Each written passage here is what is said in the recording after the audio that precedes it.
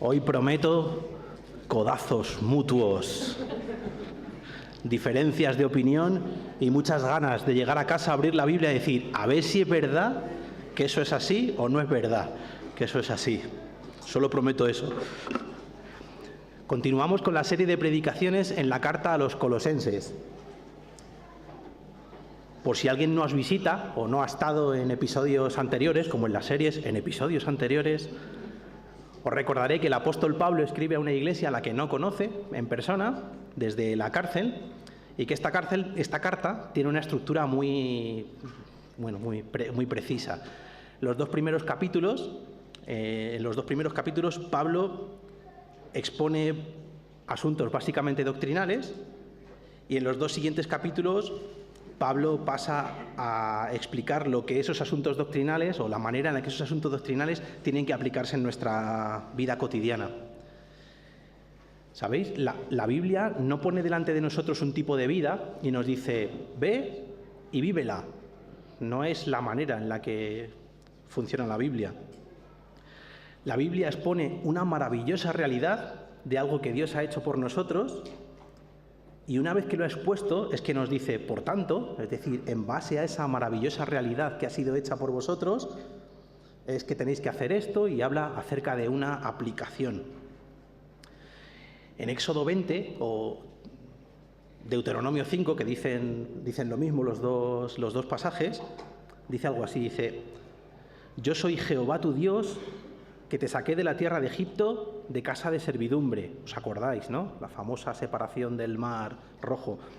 Yo soy Jehová tu Dios, que te saqué de la tierra de Egipto de casa de servidumbre. No tendrás dioses ajenos delante de mí, no te harás imagen ni ninguna semejanza, etcétera, etcétera, con el decálogo, ¿vale? La salvación de Dios vino antes de la ley.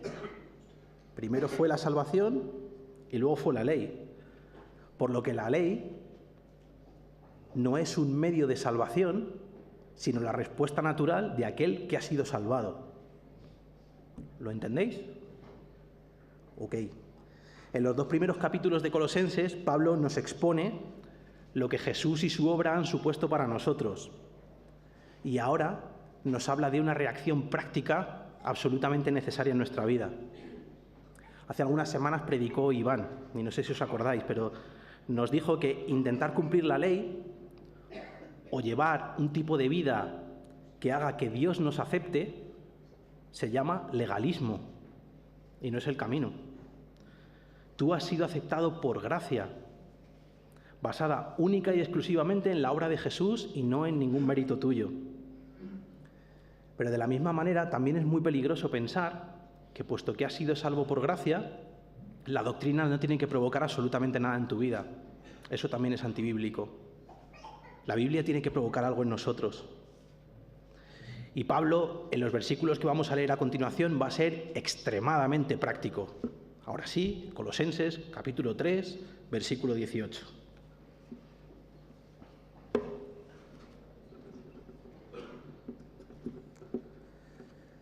Casadas, estad sujetas a vuestros maridos como conviene en el Señor. Maridos, amad a vuestras mujeres y no seáis ásperos con ellas. Hijos, obedeced a vuestros padres en todo, porque esto agrada al Señor. Padres, no exasperéis a vuestros hijos para que no se desalienten. Esclavos, obedeced en todo a vuestros amos terrenales, no sirviendo al ojo como los que quieren agradar a los hombres, sino con corazón sincero, temiendo a Dios. Y todo lo que hagáis, hacedlo de corazón, como para el Señor y no para los hombres, sabiendo que del Señor recibiréis la recompensa de la herencia, porque a Cristo el Señor servís. Pero el que actúa con injusticia recibirá la injusticia que haya cometido, porque no hay acepción de personas. Amos, haced lo que es justo y recto con vuestros esclavos, sabiendo que también vosotros tenéis un amo en los cielos. Hasta aquí la palabra de Dios y hoy un intento de la palabra de Dios, ¿de acuerdo? Soy predicador, es mi ministerio, pero mis sermones no trascienden estas 4 paredes, se quedan aquí, en la iglesia, en lo que nosotros escuchamos. Sí, tenemos unas cuantas visualizaciones en YouTube, 15 o 20, más o menos, aproximadamente. Lo que el mundo que me rodea, lo que las personas que están a mi alrededor necesitan de mí no son discursos, no están dispuestos a escucharme predicar. Lo que ellos necesitan es una vida transformada por el poder de Jesús, que manifiesta en silencio al mundo la grandeza de la obra que Cristo realiza en el corazón de cada creyente por el poder del Espíritu. Eso es lo que de verdad necesitan las personas que nos rodean, los que están a nuestro alrededor. Hemos sido transformados, así nos lo ha dicho Pablo en Colosenses, y eso tiene que notarse en todas y cada una de las áreas de nuestra vida. Veíamos que la vieja humanidad ha sido crucificada junto con Jesús y que ahora tenemos una nueva humanidad que se caracteriza por la misericordia, el perdón, la generosidad y sobre todas las cosas por el amor. Y veíamos también que en Cristo nuestras divisiones, nuestras clasificaciones de las personas habían saltado en 1000 pedazos. En Cristo todos somos esencialmente iguales. La sociedad romana se organizaba en torno a la domus, ¿vale? Quedaros con esa palabra porque la utilizaré más, la domus. La domus era la manera en la que en Roma se llamaba a la casa o el hogar. Entonces, el Imperio Romano se organizaba en torno a la domus. Y en el Imperio Romano, la figura de máxima autoridad dentro de la domus era el paterfamilias. No sé si alguno lo habréis dado en historia cuando erais pequeños, el paterfamilias. El paterfamilias tenía que ser varón, necesariamente, y además tenía que ser un ciudadano libre de una ciudad libre dentro de lo que era el Imperio Romano. Y al paterfamilias se le otorgaba lo que se llamaba la patria potestad, que aún sigue existiendo en el derecho jurídico actual. Él tenía derecho sobre todas las posesiones del hogar y sobre todos los miembros del hogar, es decir, su mujer, sus hijos y todos los esclavos que estuvieran en esa domus bajo su servidumbre. Ese derecho a nosotros nos choca bastante, pero era tan profundo que aquel hombre, el paterfamilias, tenía derecho incluso de muerte sobre cualquiera de los miembros de su casa. Obviamente, la nueva naturaleza que nosotros hemos recibido en Jesús, esa transformación, tenía que afectar también por fuerza a la domus, a esa casa. Y lo que Pablo propone seguramente sonó muchísimo más radical en los oídos de los que lo escucharon en el siglo I, aún de lo que suena a los oídos nuestros leerlo en el día de hoy. Lo que Pablo está proponiendo es algo tan invasivo, tan radical, como la cristianización de la domus. La cristianización de la domus. Y no se trataba tanto de poner en tela de juicio la cuestión de la autoridad, como de restringirla claramente por los principios cristianos. Ya sabéis, el amor, el afecto y el trato justo hacia los miembros que estaban dentro de esa casa. Y empieza hablando a los matrimonios y en concreto el primer grupo al que se dirige es a las mujeres. Y en el versículo 18 les dice: casadas, estad sujetas a vuestros maridos. ¡Wow! Hoy es 3 de marzo. 3. Faltan 5 días para que sea 8 de marzo y las calles se tiñan de morado, ¿verdad? Celebrando el Día Internacional de la Mujer. Y nosotros tenemos aquí la desvergüenza de leer en público y de incluso transmitirlo por las redes. No os preocupéis, no nos van a cancelar. Tenemos 15 visualizaciones, ¿vale? Casadas, estad sujetas a vuestros maridos. ¿Pero nosotros nos pinchamos o qué? Bueno, me gustaría mencionar 2 cosas importantes, ¿vale? Y creo que lo son. La primera de ellas es que para nosotros la Biblia tiene la autoridad. Para nosotros la Biblia tiene la autoridad. Si yo opino de una manera y la Biblia dice una cosa distinta a la que yo opino, es la Biblia quien tiene razón. De eso se trata, ser cristiano. Obviamente, esto es obvio, una cosa es lo que dice la Biblia y otra cosa es lo que nosotros interpretamos que la Biblia dice. Y es absolutamente legítimo escudriñar las Escrituras en busca de la verdad. Eso es totalmente legítimo. Pero retorcer las Escrituras, forzarlas de tal manera que acaben diciendo lo que me conviene, lo que conviene a mi sociedad o lo que yo pienso, es algo extremadamente peligroso, sea que lo hagas en un sentido o sea que lo hagas en el otro, y eso hay que tenerlo en cuenta. Y lo segundo, que para mí es fundamental también, es que tenemos que reconocer, yo al menos lo reconozco, que he crecido en un mundo absolutamente machista. Machista. Me planteaba si contaros alguna historia de cuando era pequeño y he decidido no hacerlo, por no herir sensibilidades. Pero yo crecí, y no fue porque mi casa fuera especialmente machista, crecí en un mundo que era absolutamente machista. Mirad, yo no celebro el feminismo actual, el antiguo sí. Y no lo hago porque no estoy de acuerdo con alguno de sus presupuestos. Pero sí que celebro totalmente que como sociedad nos demos cuenta de cosas que son tremendamente injustas y hagamos algo por arreglarlas. Eso es bueno delante de Dios. El pasaje pide a las mujeres casadas que se sujeten a sus maridos. Yo no soy un experto en la materia, no lo soy, ¿vale? Y desde la humildad, hermanas y hermanos, os digo que yo en la Biblia sí que leo que se establece un orden en el cual el marido es cabeza del matrimonio. Y lo es de la misma manera que Cristo es cabeza de la Iglesia. Casadas, estad sujetas a vuestros maridos como conviene en el Señor. La palabra que se utiliza para la sujeción de la mujer no es la misma que la que se utiliza en el caso de los hijos y de los esclavos. No es la misma palabra, ni siquiera es el mismo tiempo verbal. Y esta palabra indica voluntariedad. Lo habéis entendido todos, ¿verdad? Voluntariedad. Es la propia mujer la que toma la decisión de sujetarse. No es la tarea del marido estar constantemente recordándoselo, ni intentar imponer algo así por la fuerza. Voluntariedad. ¿Sabéis? He conocido a muchas mujeres a lo largo de estos años en la Iglesia que eran infinitamente más capaces en todos los sentidos que sus maridos, desde un punto de vista espiritual y desde un punto de vista humano. Y sin embargo he visto que algunas de ellas claudicaban frente a su marido en respeto a este principio de la sujeción y decían, no, lo que diga papá es lo que vamos a hacer porque él es el cabeza de la familia, y alabo que hayan sido capaces de hacer eso. ¿Sabéis? Voluntariedad y sujeción nunca significa inferioridad. El principio de la sujeción no nos está hablando de inferioridad. Es una cuestión de colocarse voluntariamente en una posición subordinada porque conviene. A ninguno de nosotros, espero o creo, se nos ocurriría decir que Dios Hijo es inferior a Dios Padre, ¿no? Entiendo que a nadie se le ocurriría. Dice Colosenses 1, en el versículo 15, Cristo es la imagen del Dios invisible.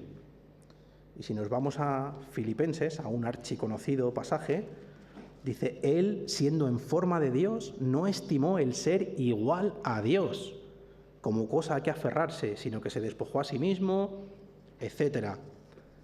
Cristo y Dios son iguales en poder. Cristo y Dios son iguales en dignidad y Cristo y Dios son iguales en gloria. Absolutamente iguales. Al decir como conviene en el Señor, debería llevar a las casadas a tomarle a Él como ejemplo en este sentido, de que colocarse voluntariamente en una posición subordinada es algo que no fue humillante para Jesús, sino tremendamente conveniente y además glorioso para todos los que estamos aquí. Ya, pero ¿qué clase de marido tienes? Porque no todos son iguales. ¿Y qué implica sujetarte a él? ¿Hay algún límite para esta sujeción voluntaria y que no implica inferioridad? Claro que lo hay, por supuesto que lo hay.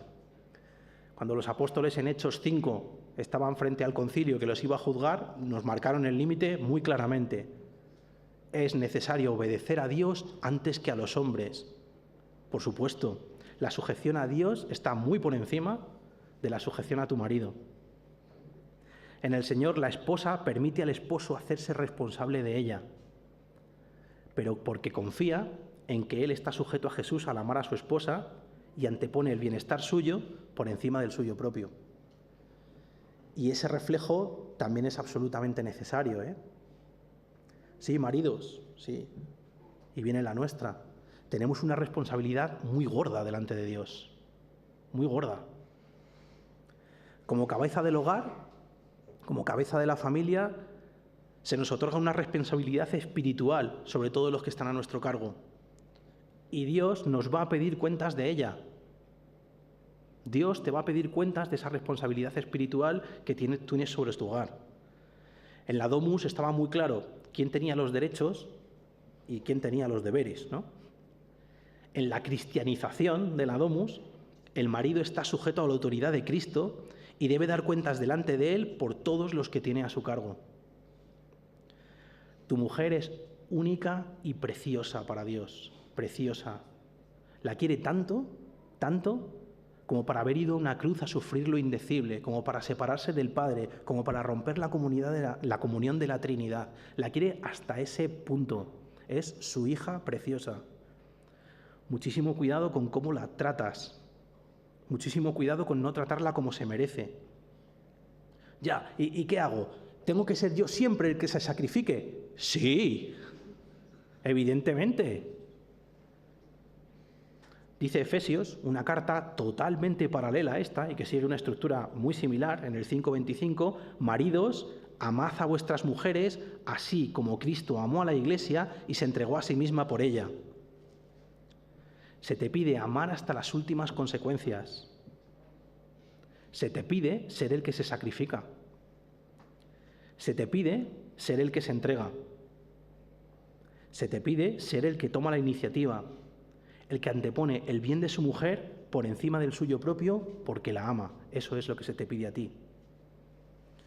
Sujetarse a un egoísta que se antepone a sí mismo por encima de todo lo demás, que te trata ásperamente porque él es así y punto, y no va a cambiar, no es ni de lejos el modelo que Pablo está proponiendo aquí. Maridos, asumid vuestra responsabilidad. Vuestros hogares y vuestras casas necesitan que vosotros asumáis vuestra responsabilidad. Amad con todas vuestras fuerzas a vuestras mujeres. Preocuparos por la vida espiritual de todos los que tenéis a vuestro cargo. Pero es que mi mujer es mucho mejor que yo. Bienvenido al club. Pero es que la relación con Dios que tiene mi mujer es de muchísima más calidad que la mía. Pues bienvenido al club. Siente esa dependencia de Dios. Llévalos a Él cada día en oración. Levántate pronto para orar por tu familia. Preocúpate de los ídolos que hay en tu casa, de destruirlos y de intentar hablar a tus hijos de Dios y de intentar que tu mujer viva en comunión con el Padre. Intenta ser sabio en tus decisiones, es lo que te toca. Una mujer que se sujeta a su marido por amor a Cristo es un testimonio de lo que Jesús hizo con el Padre. Está reflejando de una manera viva lo mismo que Jesús hizo con el Padre y hace que su marido se sienta amado por ella y que a la vez se sienta amado por Dios. Y de la misma manera, un marido que ama a su mujer hasta las últimas consecuencias y que antepone su bienestar por encima del propio es un testimonio vivo de la obra de Cristo por su Iglesia.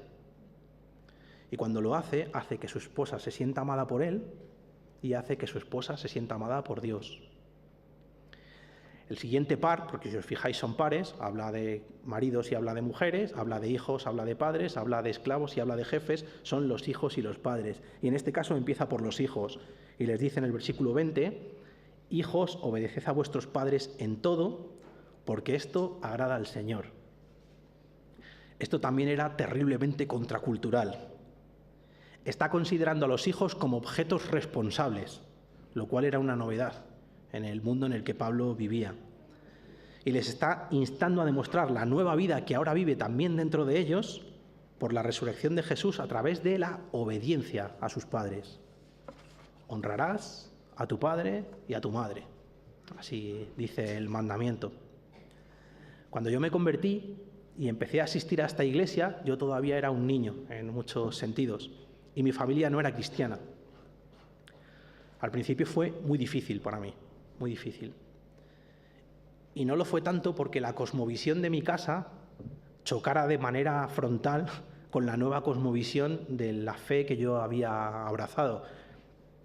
Aquello obviamente tenía sus dificultades, pero no era la dificultad principal. Tampoco lo era porque mis padres fuesen extremadamente beligerantes con el Evangelio. Que va, mis padres son dos soles, pobrecitos míos. Teníamos las discusiones típicas de un adolescente que crece, nada más. Ellos nos han amado a mis hermanos y a mí con todas sus fuerzas y han hecho sacrificios que ya me gustaría a mí asumir por amor nuestro. No era aquello lo que lo convertía en difícil. ¿Sabéis qué era lo que lo convertía en difícil para mí? Pensar que los quería tanto, que yo amaba tanto a mis padres y que si mis padres morían sin Cristo, se enfrentaban a una eternidad alejados de Dios en el infierno. Eso era lo que de verdad era difícil para mí. Pensar y sentir que había abrazado una salvación que los excluía, que había huido del barco y que los había dejado abandonados a su suerte, al tormento y a la muerte. Eso era de verdad lo que era una cuestión difícil para mí. Claro, ¿cómo le predicas el Evangelio a tus padres? Si eres un mocoso de entrada, que no tienes ni voz ni voto en tu casa. Si nunca jamás has tenido una conversación espiritual con ellos. En mi casa no había conversaciones espirituales. ¿Cómo les hablas de algo espiritual? ¿Cómo les hablas de una fe que encima acabas de abrazar y que ignoras profundamente? Porque sabes frases. No tienes claro ni en qué crees todavía. Y porque probablemente mis padres eran todavía más conscientes que yo de mi pecado, de mis grandes hipocresías y de las lagunas que había en mi vida espiritual. Recuerdo que siempre me martillaba en la cabeza: honrarás a tu padre y a tu madre. Eso sí que me martillaba siempre. Por supuesto, derramaba mi corazón en oración. Y había oraciones súper sentidas en las que yo decía: por favor, Dios, salva a mis padres. Por favor, Dios, salva a mis padres. Y por supuesto, siempre intentaba encalomar el marrón a otros, como debe ser. Y miraba a mis referentes en la iglesia y pensaba: oh, si Miguel y Marina, si Dani y Adela, si Federico, si Enrique, y hacía todo lo posible por conectarles y por tener puentes. Pero siempre volvía a pensar: honrarás a tu padre y a tu madre. ¿Cómo se predica el Evangelio de Jesús sin palabras a tus padres? ¿Cómo se predica a aquellos que están en autoridad sobre ti? A través de la obediencia, honrando a tu padre y a tu madre. El pasaje que leímos antes en Filipenses no había acabado ahí, lo he dejado a medias adrede. Dice: él, siendo en forma de Dios, no estimó el ser igual a Dios como cosa que aferrarse, sino que se despojó a sí mismo, tomó la forma de siervo y se hizo semejante a los hombres. Más aún, hallándose en la condición de hombre, se humilló a sí mismo, haciéndose obediente hasta la muerte y muerte de cruz. ¿Obediente a quién? A su Padre. Obediente al Padre. Si lo que quieres es reflejar a Jesús con tu vida, qué mejor manera que intentar seguir sus pasos en la obediencia a tus padres. Porque obedecer es amar. Y hacerlo es un testimonio no solo de tu amor, sino del amor que Jesús tuvo sujetándose en obediencia al Padre hasta una terrible cruz por amor a ellos. Pero en este par, nuevamente Pablo es transgresor con el código de la ética familiar, de la tradición grecorromana, cuando se dirige de manera atrevida y directa al pater familias y le alienta con la manera de educar a los hijos. Padres, no exasperéis a vuestros hijos para que no se desalienten, dice el versículo 21. Parece poca cosa, ¿no? Padres, no exasperéis a vuestros hijos para que no se desalienten. Es más profundo de lo que parece. Qué fácil es que los ídolos que habitan en el trono de nuestro corazón afloren como señores sin misericordias cuando criamos a nuestros hijos. Qué fácil es. Qué fácil es coger todas nuestras frustraciones, tomar todos los fracasos que nosotros hemos cometido en la vida e intentar que nuestros hijos sean los elegidos, que triunfen allí donde nosotros hemos fracasado. Porque si yo soy feo, pero mis hijos son guapos, entonces soy menos feo. Porque ellos pueden salvar el honor de la familia llegando a lo más alto. No, hijo, tú no vas a repetir mis errores. Ya me voy a encargar yo de que tú no repitas mis errores. Te voy a forzar a tener toda la disciplina que yo no he sido capaz de tener. Tú vas a ser un éxito en tu carrera profesional. Tú vas a ser un éxito en tu carrera deportiva, tú vas a ser un éxito en tu vida personal, tú vas a ser un éxito hasta en la iglesia, tú vas a ser el hombre o la mujer perfecta. Y de eso ya me voy a encargar yo. Y el niño, como una vara de avellano que tú doblaras así y forzaras, hay un momento en el que alcanza su límite plástico y hace ¡crac! Y se rompe. Y se exaspera. Y se siente frustrado y desalentado contigo porque nunca jamás va a conseguir ser el hijo que tú quieres que sea. Porque de tu parte siempre va a haber un reproche. Si tan solo hicieras esto o esto otro. Te voy a decir una cosa. El otro día Andy nos hablaba en una ilustración que a todos nos gustó mucho de que todos miramos el mundo con unas gafas, ¿verdad? El primero que le va a colocar unas gafas a tu hijo, el primero que va a colocarle las gafas con las que él va a mirar el mundo vas a ser tú. Tú eres el que va a colocar esas gafas. Tú eres el que va a determinar cómo ve el mundo, qué cosas son importantes para él y qué cosas no son importantes. La Biblia habla muy poco de paternidad práctica, muy poco. Colosenses y Efesios, y un par de versículos en cada una, muy poco. Como habla muy poco de economía, y como habla muy poco de ciencia. Hay principios, obviamente, que son extrapolables, pero ¿sabes? Es que la Biblia no trata de eso. La Biblia nos cuenta la historia de la redención de los hombres por parte de Dios.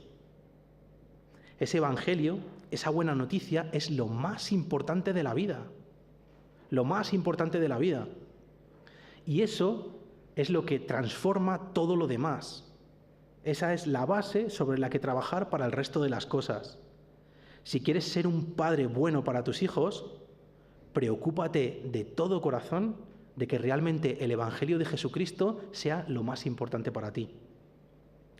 Pídele a Dios que limpie tu corazón de tus ídolos, que los derribe, que los quite del hogar. ¿Recordáis el devocional del otro día de Marta? Qué bonito. Decía que uno de sus hijos había salido del cole y cuando había llegado a su casa había dicho, no voy a fumar, yo no voy a fumar porque mi papá no fuma. Eres un ejemplo para ellos. Si mis papás sienten absoluta y verdadera pasión por Jesús, por Dios y por el Evangelio, es que eso debe ser algo importante. Entonces voy a mirar por qué eso es tan importante para mis papás. Y en último lugar, Pablo habla de la tríada de los esclavos y sus amos. Cuando hablamos de esclavitud no siempre hablamos de la misma cosa. Se calcula que aproximadamente el 30% de la población en el Imperio Romano era esclava.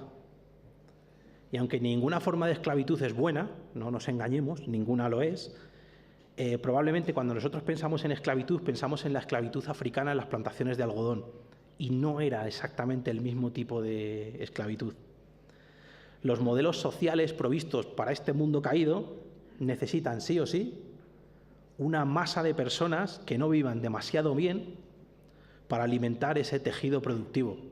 Y ha sucedido en todas y cada una de las sociedades desde que el mundo es mundo. Dicen unos humoristas argentinos que se llaman Les Luthiers, no sé, supongo que muchos los conoceréis, que la esclavitud no se abolió, se cambió a 8 horas diarias. Y como en todos sus chistes, lo que hace gracia es que en parte es verdad. Es por ello que os propongo que cuando tú mires estos versículos, en lugar de esclavos y amos, pienses más bien en empleados y jefes, porque te será más fácil llevarlo al mundo de hoy. Pablo no nos llama a que las cosas malas o injustas se queden así para siempre, no me malentiendas. Pero como podemos ver aquí, tampoco nos llama a ser espartacos que cambien el sistema mediante la revolución y la sangre.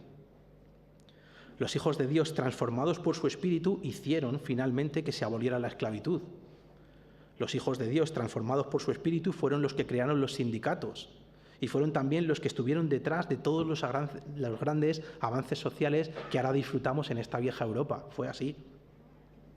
Fue la sumisión a Dios y la transformación por su Espíritu el verdadero motor de las acciones de esas personas, y es a lo que Dios nos llama. Como trabajadores, creo que una de las cosas más importantes, si no la más importante, que debemos entender es que nosotros no hacemos las cosas para los hombres, sino para Dios. Fácil de decir, dificilísimo de hacer. Nosotros creamos una división muy evidente entre lo espiritual y lo secular. Hay cosas que son espirituales. Leer la Biblia es espiritual. Orar es espiritual. Ir a la iglesia, espiritual. Ayudar al necesitado, espiritual. Cantar canciones de la iglesia, sí, espiritual también. Una división entre lo espiritual y lo terrenal. Trabajar, terrenal, secular. Descansar, terrenal, sin duda. Escuchar canciones, no son de la iglesia, no, terrenal también, secular. Vamos, todo lo demás. Pero la transformación de nuestra vida en Jesús debe santificar todo lo que hacemos, todo lo que nosotros hacemos. Una vida consagrada al 100% a Dios no es exclusivamente la de un misionero. Es la de cualquiera que esté, donde sea que Dios le haya puesto, ha decidido que su jefe es Dios y que todo lo que va a hacer, lo va a hacer para la gloria de Dios. Sea electricista, sea fontanero, sea médico, sea abogado o influencer, me da igual. Sí, obviamente entre Dios y tú en tu profesión hay muchos mandos intermedios, no lo vamos a negar. Pero tú has tomado la decisión de agradar a Dios antes que a los hombres y de tener un corazón sincero en lo que haces, que no racanea, sino que busca la gloria de Dios a través de la excelencia en el trabajo que desempeña. Eso es mucho más importante de lo que parece, mucho más. Primero porque da la gloria a Dios, pero después porque habla sin palabras a los que tienes a tu alrededor de la consistencia de tu fe, de que tienes una libertad que trasciende a las circunstancias. Sí, yo ahora estoy así. Me da la sensación de que me ha costado, he venido a trabajar otra vez y de que todos los días son exactamente iguales, pero me siento libre. Sé que yo soy libre. Y también de que tienes una esperanza asegurada. Todo lo que suceda va a ser temporal, lo tengo clarísimo, tengo una esperanza asegurada que me permite vivir en paz, aun en medio de circunstancias que no son las mejores y que no son deseables. Pero es que en el mundo abusan de ti. Ya, claro. Por eso dice el versículo, el que actúa con injusticia recibirá la injusticia que haya cometido. Tranquilo, que a Dios no se le olvida y no lo pasa por alto, que Él lo tiene muy en cuenta. Pero ojo, ojo. Porque de la misma manera que dice eso, está diciendo que no hay acepción de personas. Por lo que tienes que plantearte tú en primer lugar es si eres tú el que está cometiendo las injusticias y vas a pagar por esas propias injusticias o te estás alejando de ellas. Así que ten cuidado. El último versículo va para los jefes. Dice, haced lo que es justo y recto con vuestros esclavos, sabiendo que vosotros también tenéis un amo en los cielos. Recuerda, jefe, si es que eres jefe, que nada te pertenece, nada. No hay ninguna autoridad que no te haya sido permitida por el verdadero Rey de Reyes y Señor de Señores. ¿Os acordáis cuando Jesús estaba delante de Pilato, verdad? Decía, no tienes ninguna autoridad que no te haya sido concedida. Y el que está observando, el que está mirando, el que de verdad te ha permitido tener esa autoridad, te va a pedir cuentas de cómo tratas a lo que es suyo. Y más te vale hacer lo que es recto y lo que es justo con ellos. Tenéis un amo en los cielos. ¿Cómo ha sido ese amo que tenéis en los cielos contigo? ¿Cómo es ese Señor de tu vida? ¿Cómo te trata? ¿Para Él eres un simple número?